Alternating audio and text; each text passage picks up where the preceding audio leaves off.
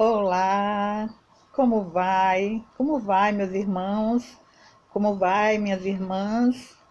Como vai os meus amigos, as minhas amigas? Estamos aqui de novo em mais um dia, né? Que bom saber que vou me encontrar com vocês nesse momento. Que bom que eu vou estar aqui percebendo a presença de vocês neste pequeno vídeo para poder ouvir e meditar a palavra de Deus, refletirmos nesse dia de hoje. Que maravilha o nosso Deus ter nos dado, né, essa oportunidade de sermos amigos, de sermos igreja, de sermos irmãos em Cristo. Que bom que você já chegou, que bom que você já está aí, né? Fico feliz por cada um de vocês. Sejam bem-vindos. Procure ver os nossos outros canais, né? Nós temos também canal no YouTube, que também terão vídeos importantíssimos para que vocês possam, assim, em outro momento, poder participar e assistir, né? O nosso canal do YouTube é Ana Zilma Lisboa, Batizados e Enviados. Ana Zilma Lisboa, a foto é o símbolo do batizado e enviado. Pois bem, muito bom estar aqui com vocês. Muito bem, estou aqui já querendo dar boas-vindas a Cida Oliveira, né? Cida, muito bem, Cida. Seja bem-vinda. Gosto muito de ver aqui a sua foto, de ver você aqui no cantinho da minha tela. Que maravilha. Estamos aqui para mais um dia, né? A nossa missão de ir por todo mundo pregar o evangelho a toda criatura. Que bom. Deus é bom, Deus é maravilhoso. E nessa tarde de hoje, já quase noite, quero começar com uma reflexão, uma oração. Ouve, Senhor, a voz do meu apelo. Tende compaixão de nós e atendei-nos. Vós sois nosso protetor. Não nos deixeis nunca. Não nos abandoneis, ó Deus, nosso Salvador. Vamos iniciar com a Santíssima Trindade, em nome do Pai, do Filho e do Espírito Santo. Amém. Que a Santíssima Trindade possa, assim, acalentar os nossos corações, né? Nos dar aquele temor de Deus necessário, nos dar a sabedoria necessária, pois Ele é um Deus unitrino. E nesse Deus Trindade temos aí o Espírito Santo, que nos ilumina, que nos aquece com seu fogo, com seu amor, e que nos torna sábios. Meus irmãos, meus amigos, Deus faz chover sobre maus e bons sempre. E também não nos pergunta como estamos antes de se entregar a nós plenamente. Que possamos viver hoje um pouco mais assim com Jesus.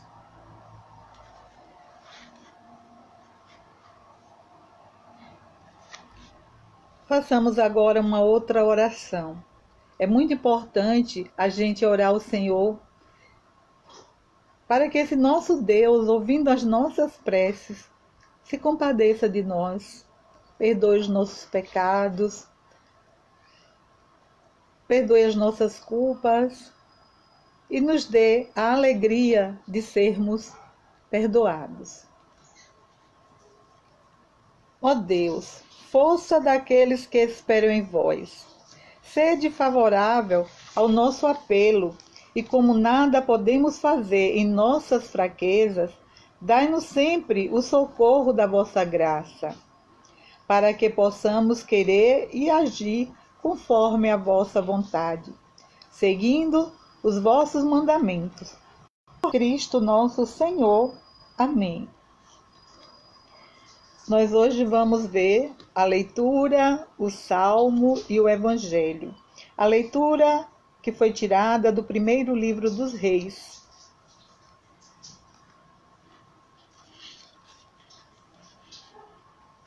Primeiro livro dos Reis, o capítulo é o 21, os versículos de 1 a 16. Se você tiver próximo a Bíblia, uma Bíblia que esteja aí fácil para você acessar, você pode nos ajudar acompanhando, né? Lendo comigo aí da sua casa. Primeiro livro dos Reis, capítulo 21, versículos de 1 a 16. Naquele tempo, Nabote de Jezareel possuía uma vinha em Jezareel, ao lado do palácio de Acabe, rei da Samaria. Acabe falou a Nabote: cede-me a tua vinha, para que eu transforme numa horta, pois está perto da minha casa.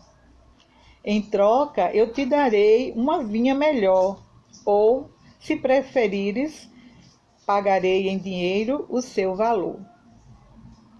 Mas Nabote respondeu a Acabe: o Senhor me livre de te ceder a herança de meus pais. Acabe voltou para casa aborrecido e irritado por causa desta resposta que lhe deu Nabote de Jezreel. Não te cederei a herança de meus pais. Deitou-se na cama com o rosto voltado para a parede e não quis comer nada. Sua mulher, Jezabel, aproximou-se dele e disse-lhe: por que estás triste e não queres comer? Ele respondeu: porque eu conversei com Nabote de Jezreel e lhe fiz a proposta de me ceder a sua vinha pelo seu preço em dinheiro, ou, se preferisse, eu lhe daria em troca outra vinha. Mas ele respondeu que não me cede a vinha. Então sua mulher Jezabel disse-lhe: bela figura de rei de Israel está fazendo. Levanta-te, toma alimento e fica de bom humor, pois eu te darei a vinha de Nabote de Jezreel. Ela escreveu então cartas em nome de Acabe, selou-as com o selo real e enviou-as aos anciãos e nobres da cidade de Nabote. Nas cartas estava escrito o seguinte: proclamai um jejum e fazei Nabote sentar-se entre os primeiros do povo. E subornarei 2 homens perversos contra ele, que deem este testemunho: tu amaldiçoaste a Deus e ao rei. Levai-o depois para fora e apedrejai-o até que morra. Os homens da cidade, anciãos e nobres concidadãos de Nabote, fizeram conforme a ordem recebida de Jezabel, como estava escrito nas cartas que lhes tinha enviado. Proclamaram um jejum e fizeram Nabote sentar-se entre os primeiros do povo. Chegaram os 2 homens perversos, sentaram-se diante dele e testemunharam contra Nabote diante de toda a assembleia, dizendo: Nabote amaldiçoou a Deus e ao rei. Em virtude disso, levaram-no para fora da cidade e mataram-no a pedradas. Depois mandaram a notícia a Jezabel. Nabote foi apedrejado e morto. Ao saber que Nabote tinha sido apedrejado e estava morto, Jezabel disse a Acabe: Levanta-te e toma posse da vinha que Nabote de Jezrael não te quis ceder por seu preço em dinheiro, pois Nabote já não vive, está morto. Quando Acabe soube que Nabote estava morto, levantou-se para descer até a vinha de Nabote de Jezrael e dela tomou posse. Palavra do Senhor. Graças a Deus. Pois bem, uma história muito grande, né? De um rei e um homem que só queria viver com sua vinha e ser feliz. Mas depois nós vamos meditar mais um pouco sobre este assunto, sobre essa história do Antigo Testamento, para meditarmos o que ela deixa também de mensagem para nós hoje. Um mundo que tem também tantas pessoas igual àquele rei e igual a Nabote. Passamos agora ao Salmo. O Salmo, ele é o Salmo 5. Os versículos são 2 a 3, 5 a 6 e o 7. A resposta está no versículo 2b. Atendei o meu gemido, ó Senhor. Atendei o meu gemido, ó Senhor. Escutai, ó Senhor Deus, minhas palavras. Atendei o meu gemido. Ficai atento ao clamor da minha prece, ó meu Rei e meu Senhor. Atendei o meu gemido, ó Senhor. Não sois um Deus a quem agrada a iniquidade. Não pode o mal morar convosco, nem os ímpios poderão permanecer perante os vossos olhos. Atendei o meu gemido, ó Senhor. Detestais o que pratica a iniquidade e destruís o mentiroso. Ó Senhor, abominais o sanguinário, o perverso e o enganador. Atendei o meu gemido, ó Senhor. Passando agora ao Evangelho, já dando também as boas-vindas, né, a Marileide Simões. E a você que ainda não vejo aqui nesta tela, mas que sei que já está aí conosco, eu sei que você está aí. Eu sei que tem pessoas mais além de minha amiga Cida Oliveira e de minha irmã e amiga e cunhada Marileide Simões. Sejam todos bem-vindos, sejam todos bem-vindos vocês que já estão aí, né? Graça e paz. E agora nós vamos passar o Evangelho para meditarmos nele também. A palavra de Deus tirada do Novo Testamento. O Evangelho que nós iremos ler e refletir nesse momento é tirado do evangelista Mateus. O capítulo é o 5 e o versículo de 38 a 42. Como disse antes, se você está aí com uma Bíblia, pode acompanhar conosco, ler e meditar também conosco. Evangelho de Jesus Cristo segundo Mateus. Glória a vós, Senhor. Naquele tempo, disse Jesus aos seus discípulos: Ouviste o que foi dito, olho por olho e dente por dente. Eu, porém, vos digo, não enfrenteis quem é malvado. Pelo contrário, se alguém te dá um tapa na face direita, oferece-lhe também a esquerda. Se alguém quiser abrir um processo para tomar a tua túnica, dá-lhe também o manto. Se alguém te forçar a andar 1 quilômetro, caminha 2 com ele. Dá a quem te pedir, e não vires as costas a quem te pede emprestado. Palavra da salvação. Glória a vós, Senhor. Pois bem, meus irmãos, que palavras duras, né? Duras de ser praticadas no dia de hoje, nos dias de hoje.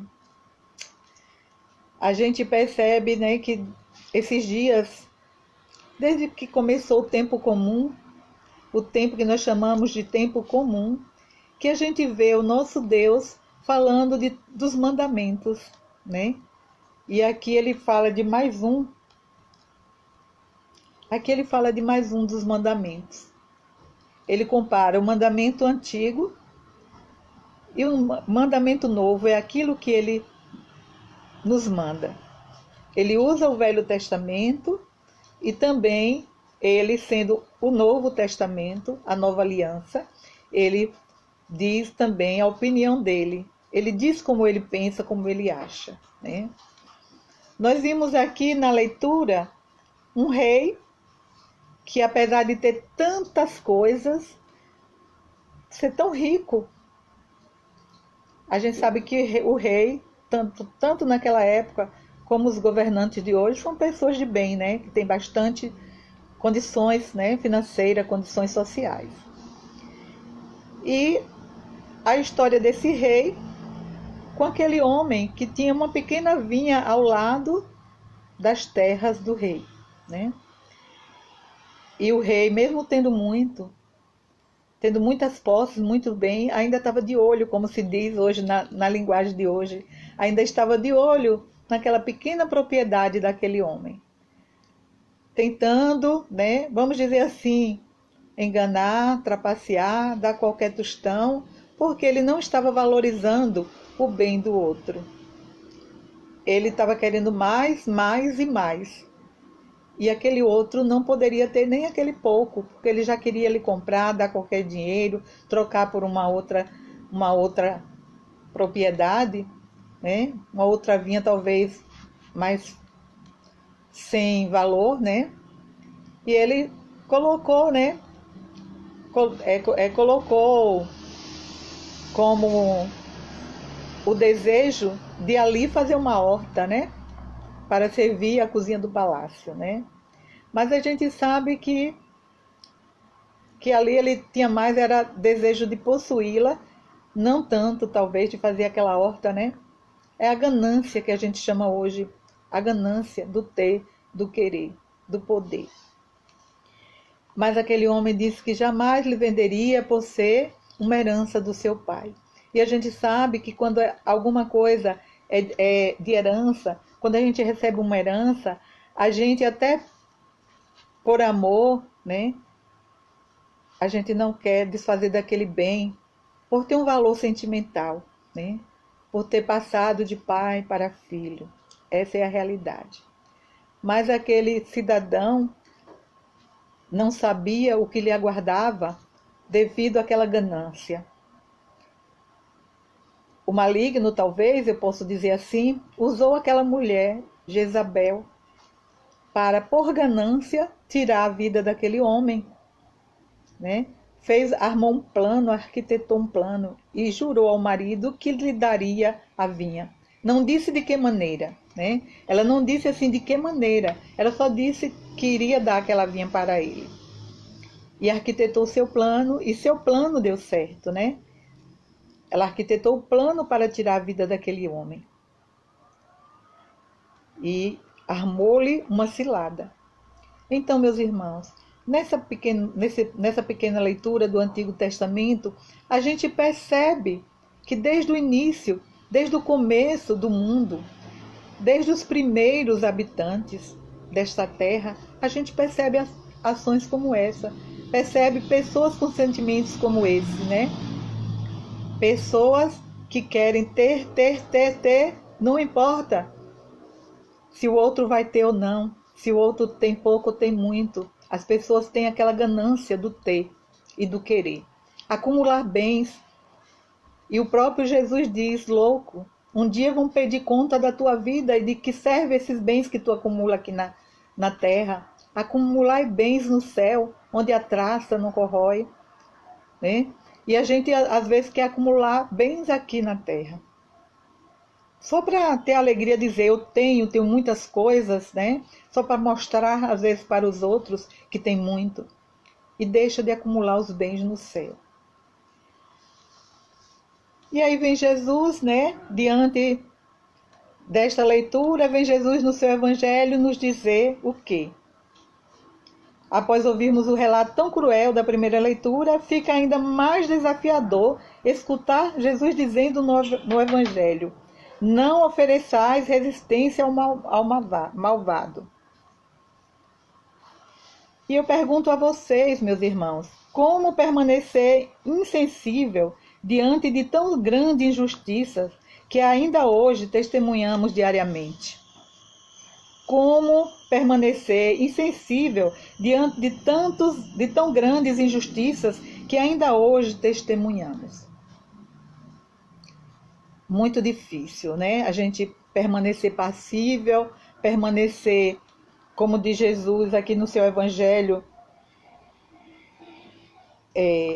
se alguém te dá um tapa na face direita, oferece-lhe também a esquerda. Isso aqui ele quer dizer para nós que não devemos revidar. Sermos mansos e humildes de coração. A gente vive pedindo, Senhor, fazer que o meu coração seja semelhante ao vosso. E apesar dele dar alguns exemplos de Jesus muito irritado, em muitos momentos ele se enfureceu, se chateou, mas ele tem um coração manso e humilde. E a gente pede esse coração manso e humilde. E aí quando ele diz, não enfrenteis quem é malvado. Se você for ofendido, saia dali, ofereça o outro lado da face. Aí hoje a gente diz, mas como eu vou sair de fininho, de mansinho? Eu vou ser humilhado e vou sair dali de fininho, de mansinho? Não faz o meu gênero, a gente pode dizer hoje. Eu vou sair demonstrando que fui humilhado e não fiz nada. E a resposta eu digo para vocês.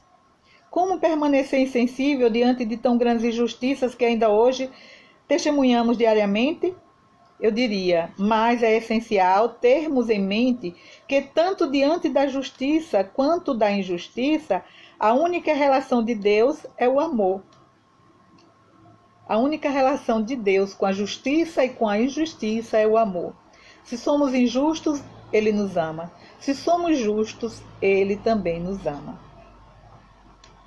As punições de Deus na Bíblia não são uma justa extravasão da sua cólera, mas uma manifestação do seu amor, que respeita a nossa liberdade, pois só o amor é capaz de entender o que está certo e o que está errado, e reagir justamente. O desejo de vingança nos cega para o bem e só nos faz enxergar o mal que queremos punir. O desejo de vingança, meus irmãos, meus amigos, não faz bem a ninguém. Desejo de vingança nunca fez bem a ninguém. Hoje eu via no jornal do meio-dia uma entrevista de um homem que perdeu um filho jovem.